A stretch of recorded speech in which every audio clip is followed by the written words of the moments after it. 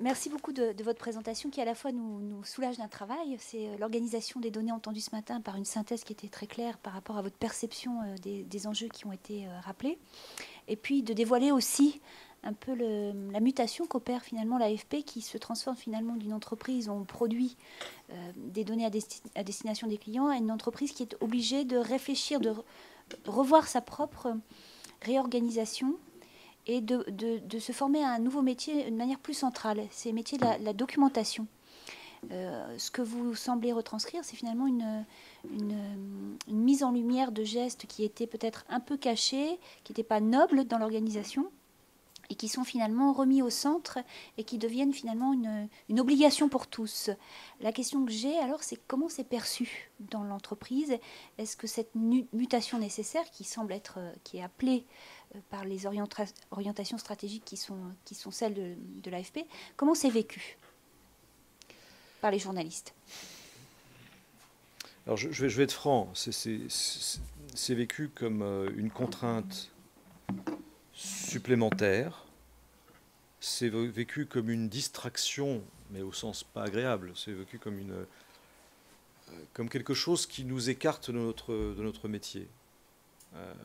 Alors le travail, c'est bien sûr d'expliquer que tout ça est important, et comme je l'ai dit, on a la notion de catégorisation, de qualification du contenu, on l'a depuis très longtemps, mais on pensait que ça suffisait, le peu qu'on faisait, que c'était...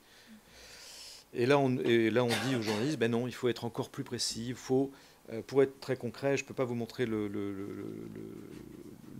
parce qu'il n'est pas en ligne, mais enfin, c'est vrai qu'aujourd'hui, on demande... L'ancien système éditorial pour le texte était très simple, on avait les 3-4 champs à remplir de métadonnées. Aujourd'hui, c'est un peu effrayant. On a beaucoup de champs à remplir. Et on leur dit, il faut remplir tout ça. Il ne faut pas seulement chercher l'info, pas seulement faire des interviews, recouper, etc. Toute la noblesse du travail d'agencier, les 5 W, etc. Et en plus, il faut bien mettre les étiquettes partout. Hein. Est-ce que tu n'as pas oublié de mettre les étiquettes? Et attention, si tu ne mets pas les étiquettes, ton boulot, il va servir à rien. Il va partir dans le nuage et on va plus le retrouver. Et il ne va pas être utilisé, tu ne vas pas être lu. Donc on essaie de convaincre. Mais c'est vécu comme une contrainte. Et une contrainte qui passe par l'ordinateur, l'outil informatique, la machine. On a multiplié les écrans. Donc c'est vraiment... C'est difficile, il faut le reconnaître. On a eu, au début des années 2000, au début de ce chantier, on a eu un rêve qui ne s'est pas réalisé malheureusement. Et dommage que Hal soit parti parce que je leur en veux un peu aux Lipsis et à tous ces gens-là de ne pas avoir réalisé notre rêve. Parce qu'on avait un rêve, c'était que on aurait encore moins de technologie, que la technologie allait nous soulager. C'est-à-dire qu'on pourrait écrire un texte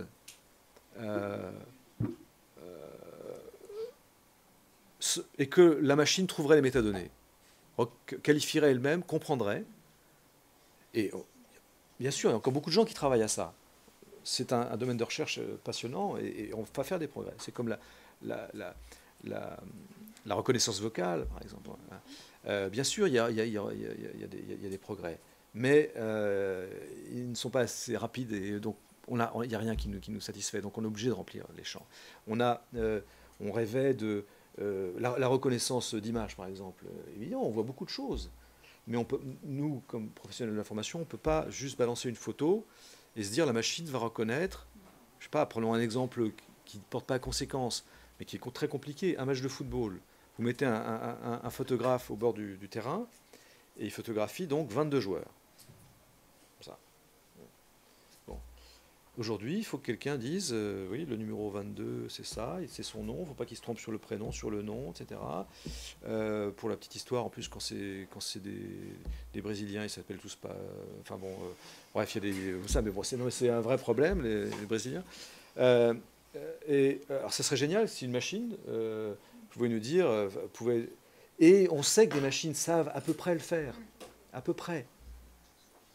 Avec plein de caméras, des logiciels, une grosse couche de logiciels derrière. C'est comme ça, par exemple, qu'on arrive à mesurer le nombre de kilomètres que fait un joueur pendant un match de foot. On le fait.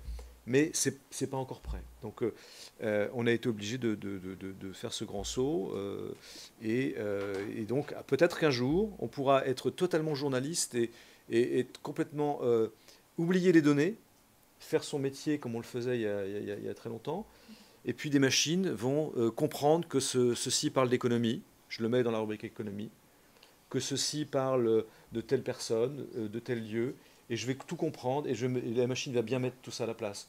Or, on sait bien que c'est beaucoup plus compliqué. Je ne vous ai pas parlé de l'IPTC, je ne sais pas si c'est un mot que vous... C'est cet organisme qui est né avant Internet et où les agences sont censées se mettre d'accord entre elles sur des classifications et sur des mots.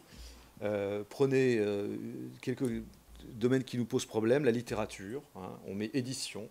Bah, l'édition, non. Quand on met le mot édition, on ne sait pas quoi en faire. Parce que l'édition, on le met sur le dernier roman d'un tel, donc c'est dans la rubrique littéraire, ou bien c'est Hachette qui rachète je ne sais pas quelle boîte, et ça c'est de l'économie. Et ben, si on se gourre, si on ne met pas le bon mot, ben, ça va tomber dans l'économie alors que c'est de la littérature ou vice-versa. Et ça, les machines ne sont pas encore prêtes à le faire. Donc, pour répondre à la question, non, c'est pas très bien vécu et c'est indispensable. Une question là-bas. Moi, c'est peut-être une question un peu naïve, mais... J'attends le micro. Je disais, c'est peut-être une question un peu naïve, mais est-ce qu'on ne pourrait pas, non seulement pour réduire les coûts et réduire justement ces problèmes techniques, faire appel au crowdsourcing? Je pense par exemple à l'exemple du Guardian qui avait demandé à ses lecteurs d'analyser les notes de frais des députés pour essayer d'aller plus vite dans le processus. Et je ne sais pas, vous, ce que vous en pensez d'un point de vue professionnel, si ça pourrait être une aide ou au contraire alourdir le fonctionnement du data journalisme, je ne sais pas. Oui, il y a peu d'exemples de recours à l'intelligence collective. OVNI pour le prix de l'eau, j'ai vu qu'on avait, c'était dans le tableau tout à l'heure. Mais... Je pense que ça va se faire. Peut-être pas sur ce mode un peu très, comment dire, de fan un peu, parce que le Guardian a une image particulière dans le paysage médiatique. Il a tout un lectorat derrière, il a une image extraordinaire. Mais via les réseaux sociaux, via les applications, via les données que pourront transférer facilement les gens, je pense que ça sera... mais c'est déjà le cas, on peut transmettre, on peut photographier par exemple un prix chez un commerçant, on envoie cette photo, une machine lit le prix, on peut calculer le prix d'un produit sur le territoire. Bon. Après, les statisticiens vont nous dire c'est pas représentatif, bon, ça c'est plus un problème de statisticien c'est autant un problème de statisticien que de journaliste. Mais oui.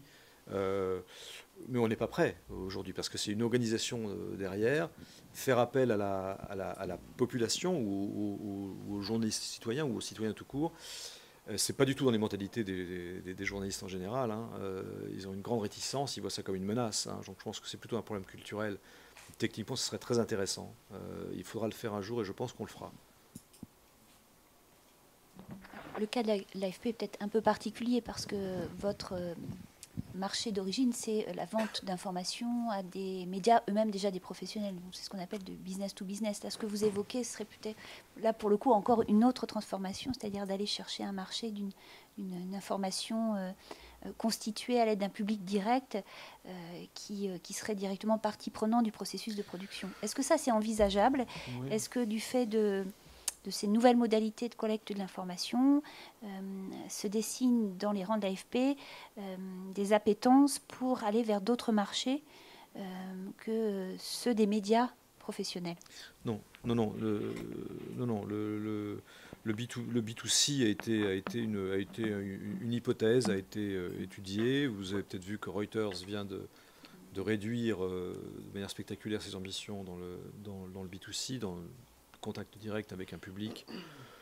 B2C étant simplement le seul financement possible, c'est la publicité. Non, la collecte, moi je ferai une distinction vraiment avec la question précédente. La collecte, on peut imaginer une collecte par l'AFP ou par n'importe quel organisme. Et pour l'AFP, ce serait très pertinent. On pourrait très bien, moi je rêverais de pouvoir faire appel, et on le fera un jour sûrement, de faire un appel à la population via les réseaux sociaux, on s'aperçoit que quand une information alors qu'on n'a pas de politique bilan, alors qu'on publie très peu de choses nous-mêmes, un peu de Twitter, un peu de Facebook, pas grand-chose. Quand une catastrophe arrive, quand un événement très important arrive, et qu'il y a une inquiétude, les gens se connectent. Les gens se connectent sur fp.com où il n'y a pas d'information. Donc ils sont déçus, ils restent 10 secondes et ils vont voir ailleurs. Mais le réflexe, c'est l'AFP. Donc on pourrait très bien utiliser cette plateforme pour recueillir. Mais on ne l'a pas fait parce qu'on attirerait du trafic et nos clients, qui sont souvent nos administrateurs, ne le verraient pas d'un bon oeil. Hein. Donc on est forcément timide de ce côté-ci. Mais ce serait formidable et on le fera. Et on le fera. Oui, vous expliquez que toutes vos dépêches sont structurées et commencent à avoir plein de mots-clés et de choses comme ça. Comment vous les valorisez ensuite? Comment vous utilisez la dépêche devenue donnée pour d'autres projets ou ou pour créer de l'information à nouveau? Alors, on n'utilise pas. Alors, on a nos propres données. Alors, on crée des données, mais on ne les valorise pas. On crée des données à usage interne pour savoir ce qu'on fait, pour savoir combien on produit combien de dépêches on écrit tous les mois sur telle et telle thématique. Donc, pour nous observer nous-mêmes, pour savoir si ce qu'on fait correspond bien à ce qu'on veut faire. S'il y a des utilisations marketing, mais il n'y a pas de valorisation en termes de produits. On ne vend pas de données. Je ne pense pas qu'on soit dans une démarche à la Facebook qui se dit j'ai une mine d'or et je vais la valoriser, par exemple, à des publicitaires. Ça, c'est hors de question. De toute façon, nous, on n'a pas de contact avec les consommateurs finaux, pour reprendre un terme commercial. Donc, on ne pourrait ne vendre des données que sur notre propre activité. En revanche, on a eu on sait que des gens travaillent. Alors, on a un projet actuellement avec l'Université Polytechnique de Lausanne. Il y avait eu des projets dans le passé avec Reuters qui voulaient travailler avec nous aussi. C'est plutôt les financiers qui ont des projets d'utilisation. Ça, c'est plus une recherche de prédiction. Hein. On analyse. Ça se fait avec. Google le fait sur ses requêtes. On peut le faire sur Twitter. On a un projet avec Twitter également. Et on peut le faire sur les articles de presse. Sauf que c'est un peu lent maintenant. De temps qu'on a Twitter et on a les requêtes Google, le journalisme en tant que donnée, c'est plus pour, je dirais pour vous, hein, pour les chercheurs, les universitaires, les historiens. En termes commerciaux, ça va être... nous, on aura une grande réticence à en faire, à commercialiser ce type de données. Et je pensais à un truc un tout petit peu plus précis. C'est par exemple, j'ai fait une carte de tous les meurtres à Marseille, qui étaient des règlements de compte. Et pour le faire, j'ai utilisé toutes les dépêches de l'AFP. Et ça a permis de faire une vraie base de données. Et chaque dépêche, du coup, devenait une ligne de données avec le meurtre, le lieu, la date, les mobiles, etc. Et après, ça, on a fait une carte. Bon, ça a nécessité un peu de travail, mais il y avait quand même ce côté de la donnée brute, entre guillemets, c'est la dépêche de l'AFP. Oui. Et ça pourrait très bien être du travail de l'AFP, de reprendre dans la grosse base de données de dépêche, de dire, on va sortir tous les meurtres en Guadeloupe et dire qu'il y en a 38 depuis le début de l'année, ou compter le nombre de mouvements ministériels, etc., qui ferait une nouvelle dépêche, voire des visualisations que vous pourriez vendre à vos médias clients, etc. Oui, mais alors on va vous prendre votre travail si on fait ça. Non, je sais bien. On devrait le faire. Mais c'est vrai que c'est pas une demande. Excusez-moi, j'ai vraiment quelqu'un qui va absolument me parler maintenant.